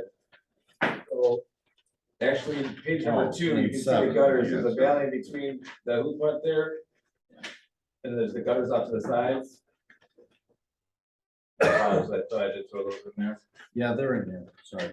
7 and 9 Yeah. show. Correct. So that is actually another landscape right down the road, it's just on the other side, and, I think that might be town of Lisbon. Right off of, town line, right by, what was it, speed bar there in the barn. Oh, yeah, shooter. Yeah, that's Tom, Correct. right? Yep, Yeah. so that's Tom's property. So I spoke with Tom, I said, hey, these are the issues that I'm having, could you speak to me about it? And he and I talked about how I've installed in the past.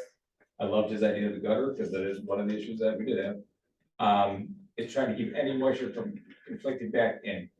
just like doing, when you're doing a roof, you obviously have your drip edge for a reason, keep the drip from going up and going out.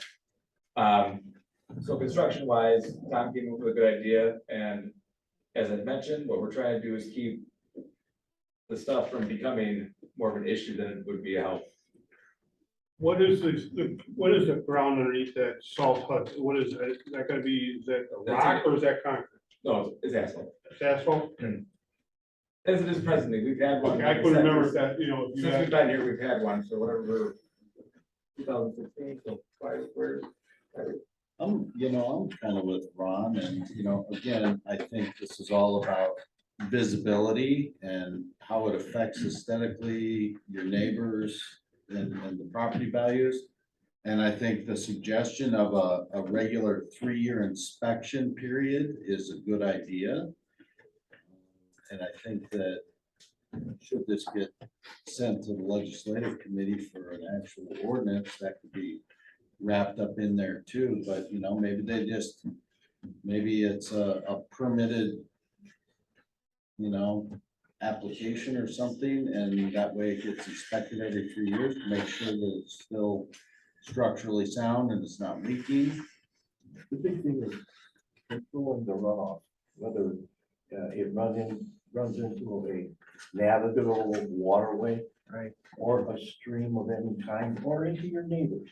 Right. That's the key issue. Well, I'll be running into Kelly's Rock Salt store now. Right. You don't have to worry about salting his parking lot. Yeah, that'd be, I'm gonna take care of ice in the parking lot. Anything to save a buck. Yeah. Got it. Yeah, okay. Yeah, look at logistics, boys. If I could just pull around and go right around the side and go salt it, I'm good to go. Salt right out of it. For in the summer, is it empty then, pretty much? No, we kept salt in my year. Just stockpile it. Yeah, we typically, we use as much as we're gonna use during the winter season. If it gets empty, perfect. If it isn't, then whatever's left over, is what you do with salt. Right. And that's another reason we have 2 of them. One of them is actually for bag salt and one of them is for the bulk salt. Because even bag salt, we don't wanna bring them to our building and throw our concrete, so it's like, we're trying to get a win-win out of this, and it's difficult. It is a challenge. And bags will break. And what you do, you're gonna break a bag. That's for sure.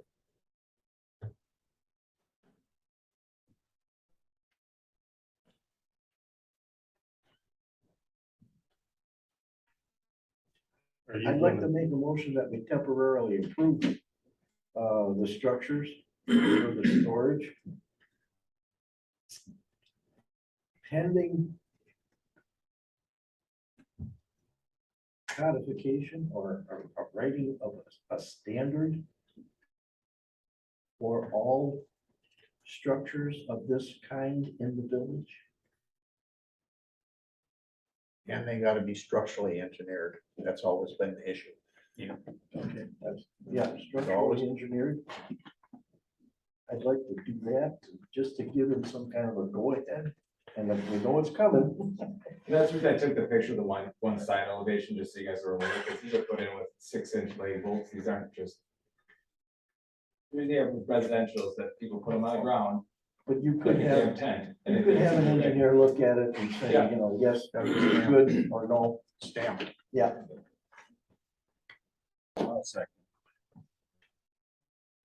Becker, I strongly ask you to postpone taking any action on this matter until the ordinance is adopted. Because you're gonna have these things pop up. And we're gonna have a difficulty prosecuting it. It was commented that this ordinance is skewed towards the aesthetic aspect of it.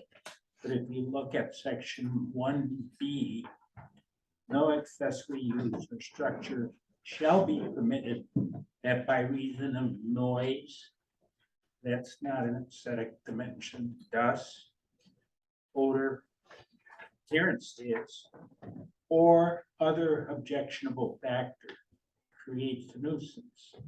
The fact that the application here does not have any engineered analysis does not have any specific details of what is going to be erected,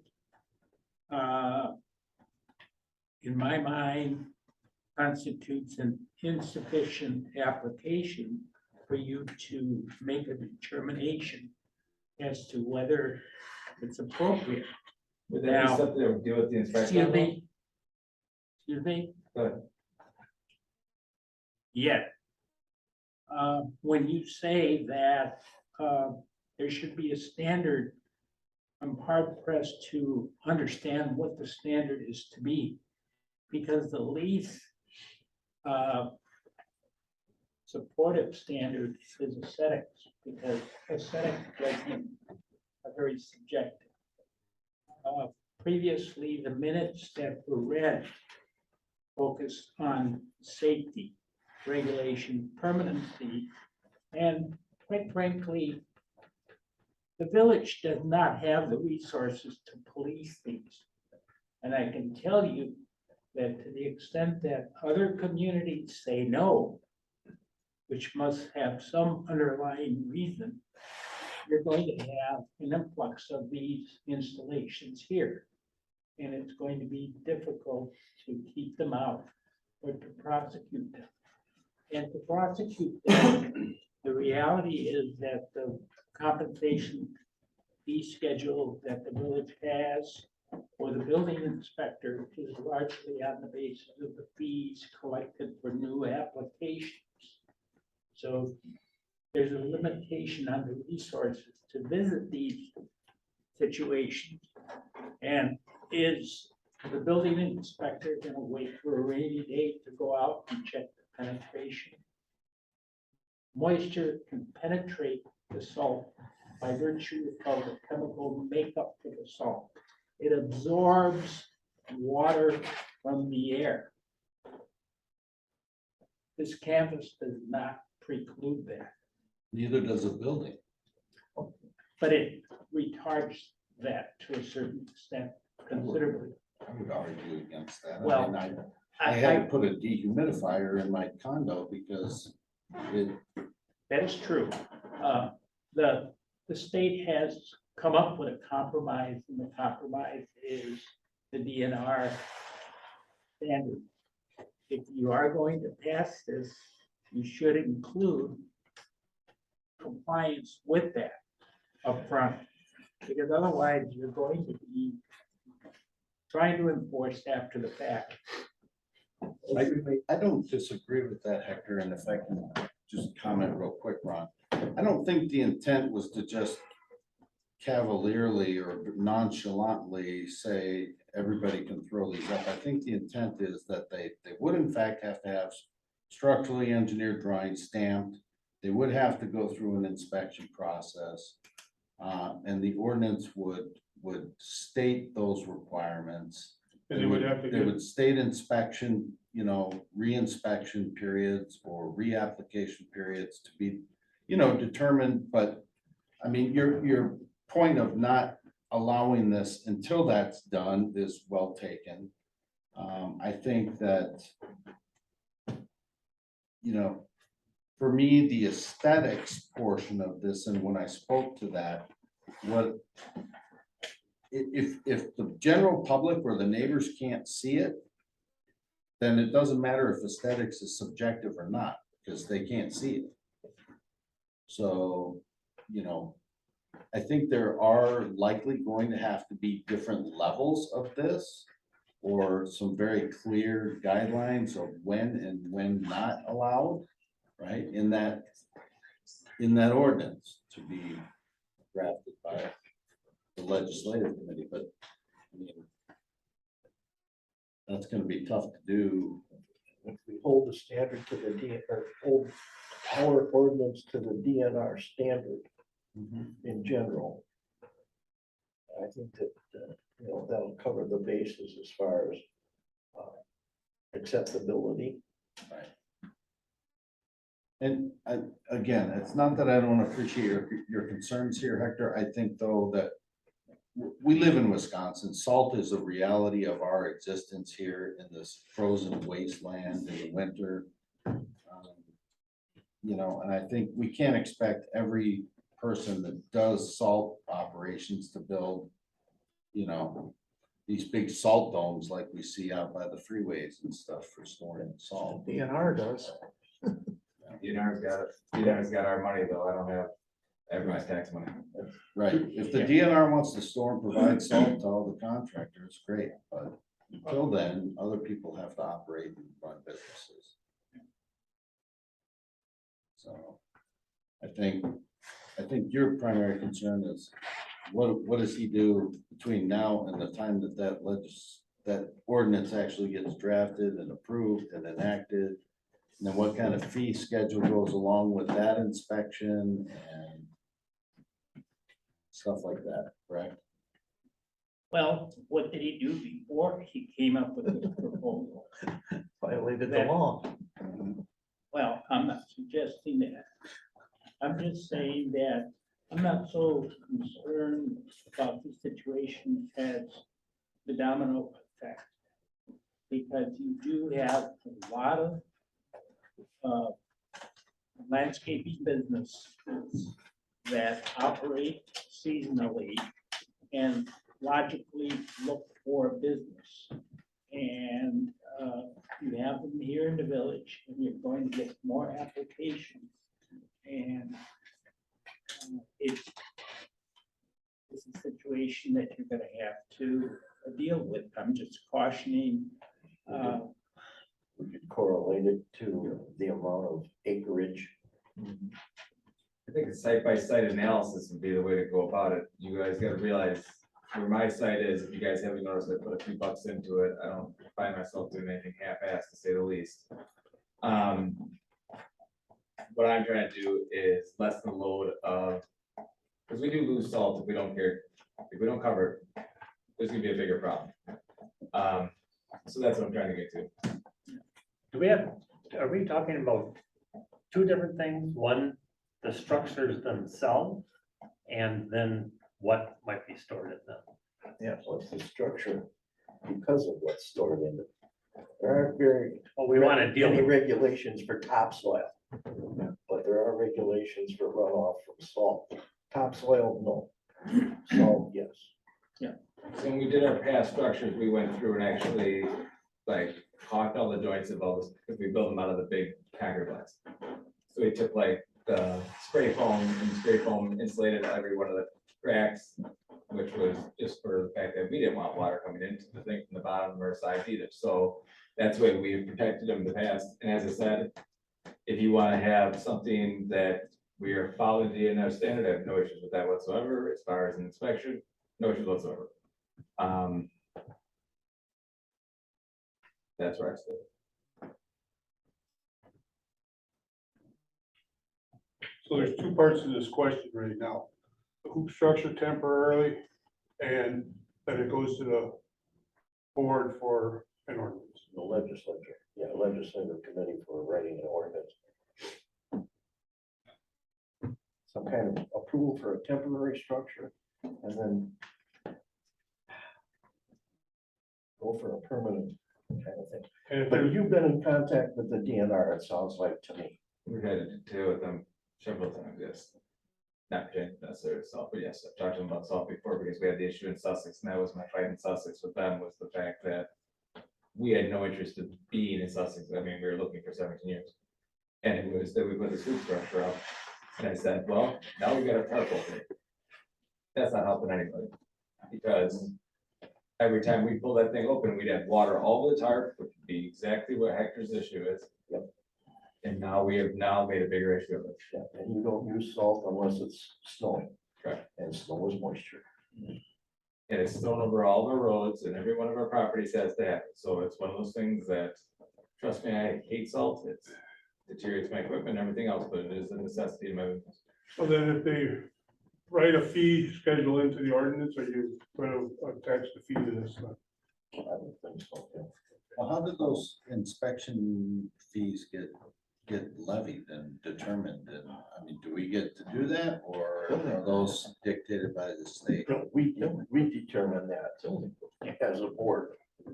We determine the fee schedules. But we don't have many prosecutions because there aren't resources to gather basic information and enforce these situations.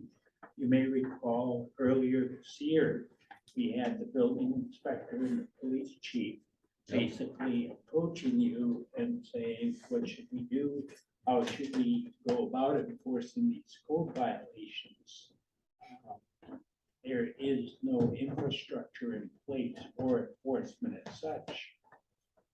And all I'm trying to do is to temporarily preclude the use of this for the storage of salt, because I know that there is exposure to the business person if there is a violation, but potentially there can be exposure to the municipality for allowing it to occur.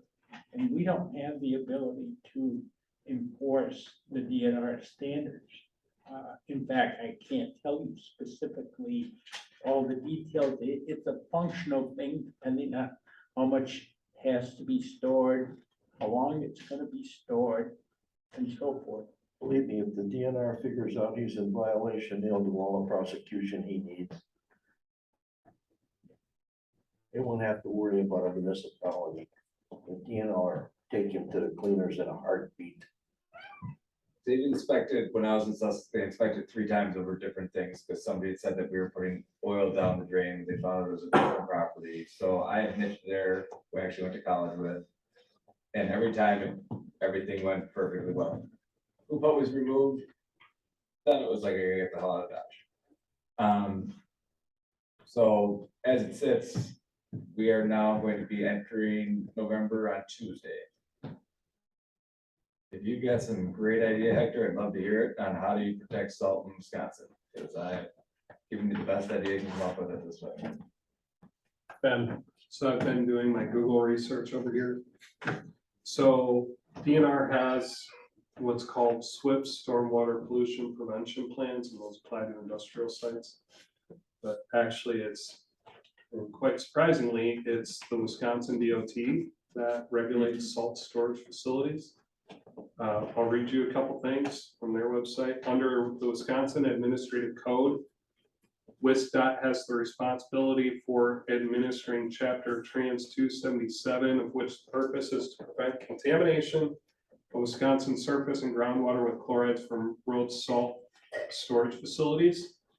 Who is subject to Trans 277? Any entity, public or private, that stores indoors or outdoors more than 1,000 pounds of bulk road salt, presumably you do, for use on road, driveway, or parking facility for snow and ice removal.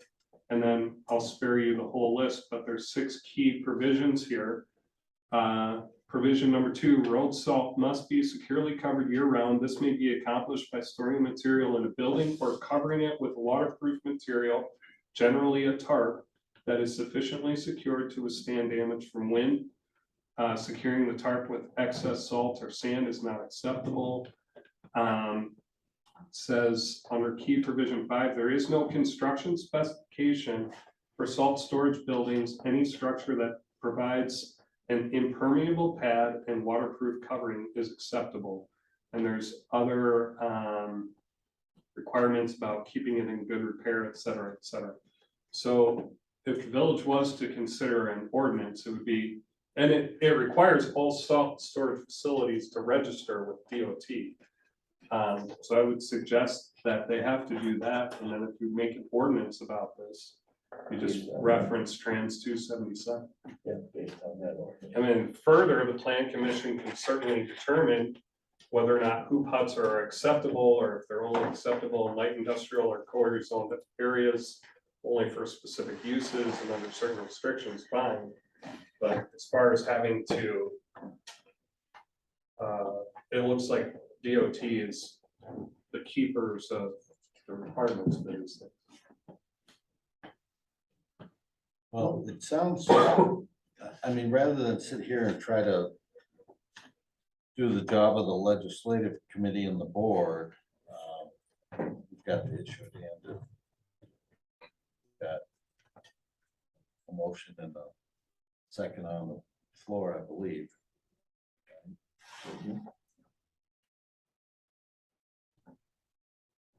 Do you want to change any of your wording?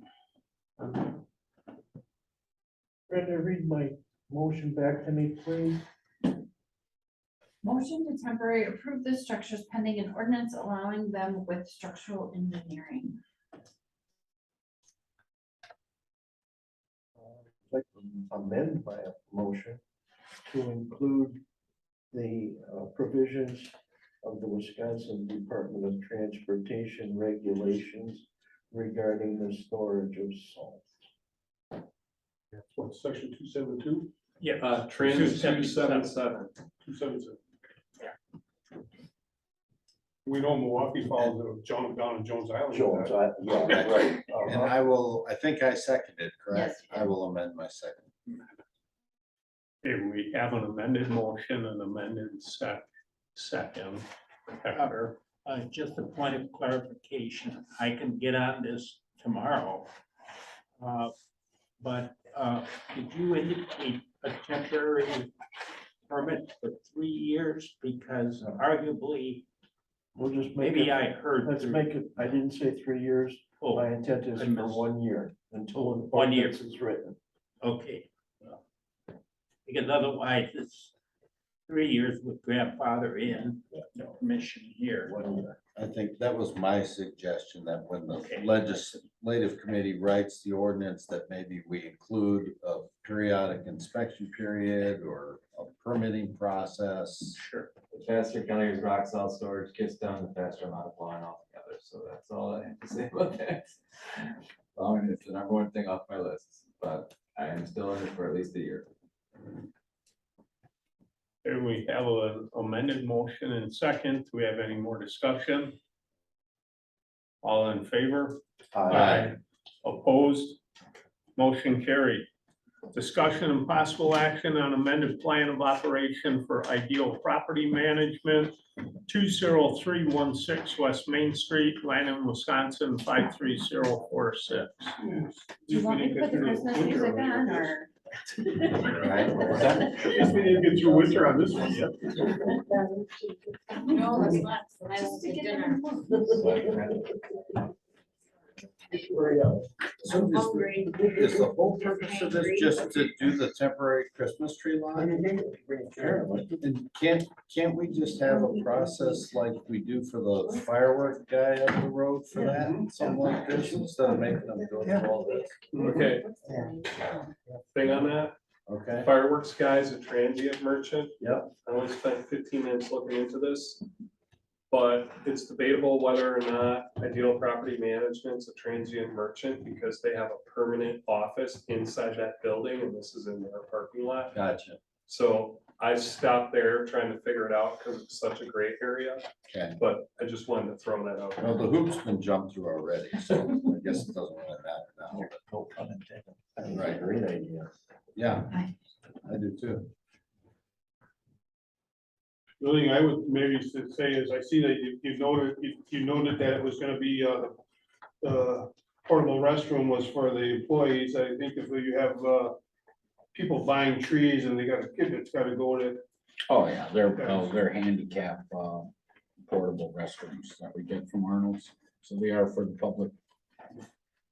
We typically camouflage them to, Cause it says on here employee use, so that's the only reason. yeah, that's not correct. And this isn't your first rodeo, apparently. No, we've, been in Shorewood 22 years, Whitefish Bay 20 years, and downtown 16. So this would be an addition. Oh, sorry. Go ahead. I'll make a motion to approve Ideal Property Management's change in plan of operation. That includes a Christmas tree lot and everything involved with it. And I think, here's something else. Maybe we should have the legislative committee look at this thing as far as writing an ordinance, that we don't have to go through this every year. What are your thoughts about that?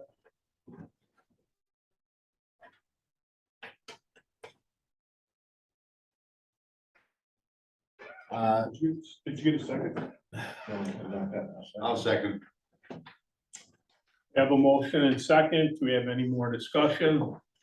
You want to, so you want to add this to the legislative committee too? I would think that it would be something that they should look at. Maybe have them look at it with Hector and see if we need to write up something. Because if this is a success, I would imagine you're gonna come back again. Hopefully, Yeah. that's a great sense of community. Maybe something, and rather than the transient merchant, maybe that gets converted something more to like a seasonal merchant. You know, that's like we approved Just Smoking the cookout in the summertime, basically in the parking lot. Now we're just substituting a barbecue for a Christmas tree.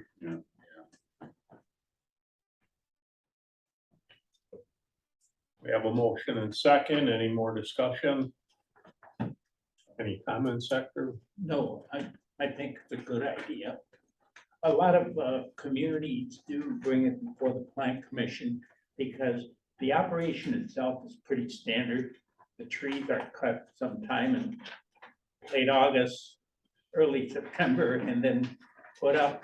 But the location in terms of the size, the storage area, and the traffic that it generates is something that has to be evaluated on a case-by-case basis. And this is Jeff signed off on this, right? Yes.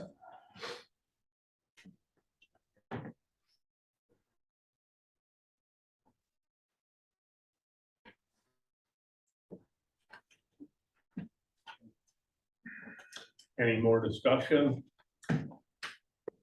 All in favor? Aye. Opposed? Motion carried. Discussion.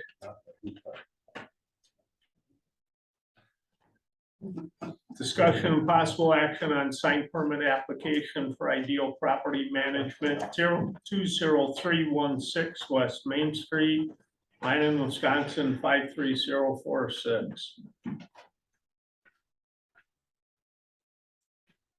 So are you gonna use the same signs or are you getting new signs for this location? Same banners, freshest trees in town. Okay. And the other one, Ideal. I'm property. sorry, I can't really see. Yeah, much Ideal of that. Property Management. It's, I think, 2 foot by 10.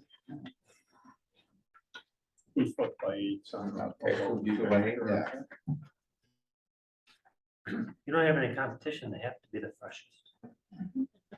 They're not cut yet. Nobody cuts trees in November. Nobody gets Christmas trees cut in November. They're all cut in the end of September, October. They seen the load on 41 from by Allington today. We delivered 170 of them downtown today for the Cathedral Square. 150 per cathedral, Yes, that they're putting for the kids. yeah, we donate those. Make a motion to approve the sign for, the sign for Christmas for Ideal Property or Ideal Management. Second. We have a motion and second. Do we have any more discussion? All in favor? Aye. Opposed? Motion carried. Discussion and possible action on Thank you, sign Jim. permit application for Sunnyside Cemetery Association, 19011 West Main Street, Lannon, Wisconsin, 53046.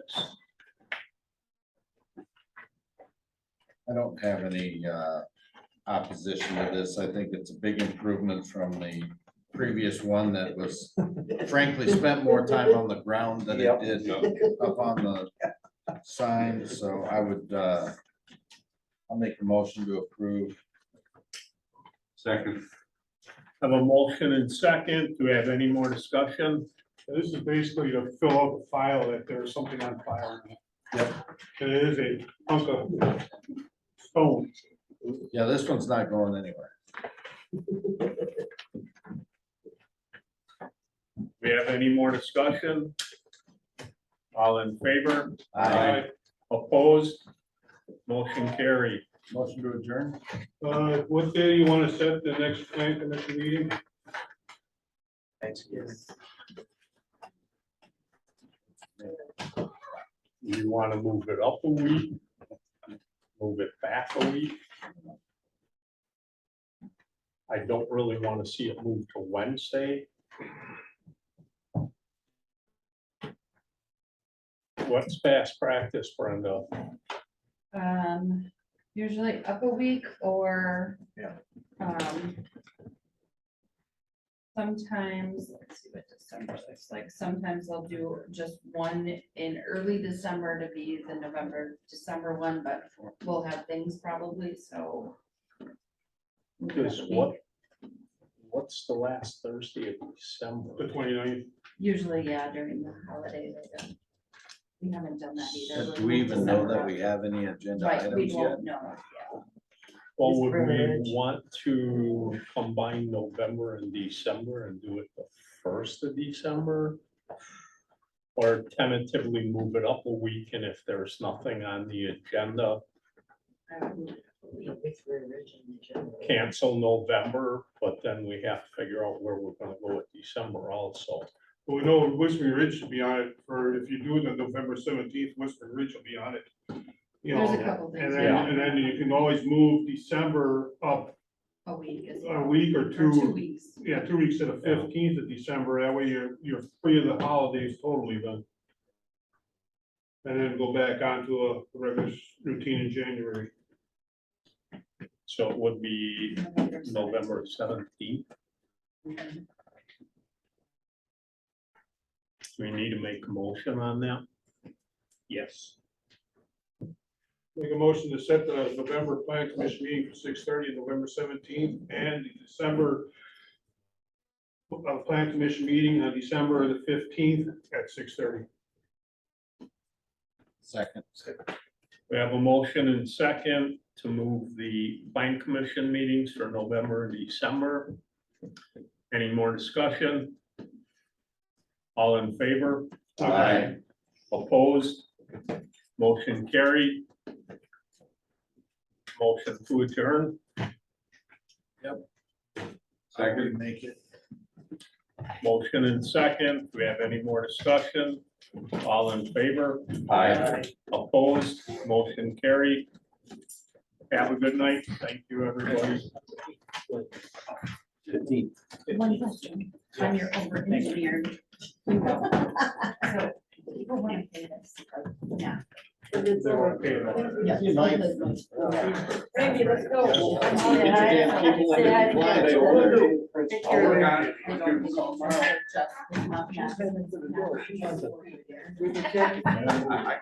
Tell her she doesn't want. Patrick. When someone wants to pay off their RCA, we calculate the interest from January. Good night. Night. Take care. Here you have where it's $102 a year, so I might, Yeah, so right. per month, that would be the interest. Yeah. Okay. And we talked about that. About your. I said to my father, that will be sure to be there. I mean. I know. It's But like I mean, every other like, 'cause meeting. if they're. I Yeah, know. so her, if she I mean, needs one it's before, then what she would otherwise. I'm just happy you had a John Deere wrench and a pole. I mean, look, do you know how many places we went? She goes, that Oh my God. Okay, is this the right amount? 'Cause this is what. it is. Correct. Oh, with the flooding. Oh, No. For a Ben print. still doesn't. So then Yeah, you'll be there. And then He add- doesn't I have love all it. that. That's what I think of after. Yes. And then Oh, I I have see. like. No, I'm talking about.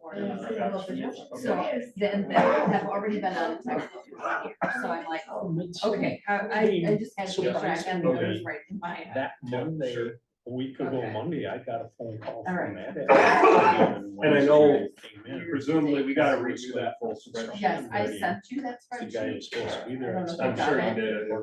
Oh, I did when you were in the class, so I thought you I'm wanted running anything else to late. do. Oh my gosh. But as soon- man kid you called me not, up and the conference he is was gonna Wednesday stop down. He said, through "Did you Friday. know about it?" I drive up He there wanted Tuesday to night, London for it. I wake up Wednesday And he morning. goes, "Don't talk to Dan." I just got Ran over that thought to too, me. yeah, The oh my guy came God. in and he Okay, goes, so that makes sense, then I can do that, then, up. okay, the new ones, I also need a Oh, gee. listing of the new Did he tax have- fees that did he would be resolve it? assessed for the Yeah, 20 sure. years. I said, this And is what I then, wanna do. He goes, And obviously got you'll a have better to way to do fix those it for spreadsheets. you. If you wanna do another tab for those on that Yeah, one or Yeah, whatever. let me take a so picture. he came in, oh yeah, he was there Do you for need me 2 to hours. stop He this? had a half mat drop Brenda? some Yeah. other stuff on. How do we do this? He came in. Oh, it is okay to sign it. What's laughable to me about Jackie So you can get underneath.